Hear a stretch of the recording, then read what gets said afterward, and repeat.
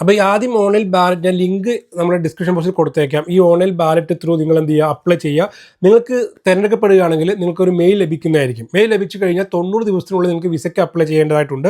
അപ്പോൾ അപേക്ഷ നൽകിയിട്ട് 3 ആഴ്ചയ്ക്കുള്ളിൽ നിങ്ങൾക്ക് തീരുമാനം അറിയാൻ പറ്റും. അപ്പോൾ എന്നിട്ട് ഒരു 6 മാസത്തിനുള്ളിൽ നിങ്ങൾക്ക് യു കെയിൽ എത്താനും സാധിക്കും. യു കെയിൽ കരിയർ കെട്ടിപ്പടുക്കാൻ ആഗ്രഹിക്കുന്നവർക്ക് ഇതൊരു സുവർണ്ണ അവസരം കേട്ടോ. അപ്പോൾ ഇതിൽ എന്തൊക്കെ നെഗറ്റീവ്സ് എന്ന് ഞാൻ പറയാം.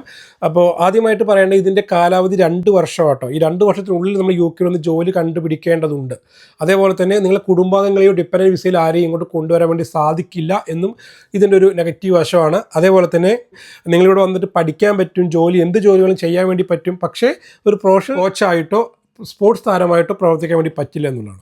പിന്നെ ശ്രദ്ധിക്കേണ്ട വേറൊരു കാര്യം എന്താ വെച്ചെങ്കിൽ, ഒരുപാട് പേര് ചിലപ്പോൾ ഈ യങ് പ്രൊഫഷണൽ സ്കീമിൽ വന്ന് യു കെയിൽ വന്ന് ജോലി ലഭിക്കാതെ തിരികെ പോയ ആൾക്കാരൊക്കെ ഉണ്ടാവും. അതേപോലെ ജോലി ലഭിച്ച് സെറ്റിലായ ആൾക്കാരുണ്ടാവും. അതൊക്കെ ഓരോ ആൾക്കാർ ഭാഗ്യം പോലെ ഇരിക്കും. അതായത് ബാലറ്റിൽ കിട്ടിയാലും ഈ ഒരു ഭാഗ്യം നിങ്ങൾക്ക് കിട്ടിയെന്ന് പറയാൻ പറ്റില്ല.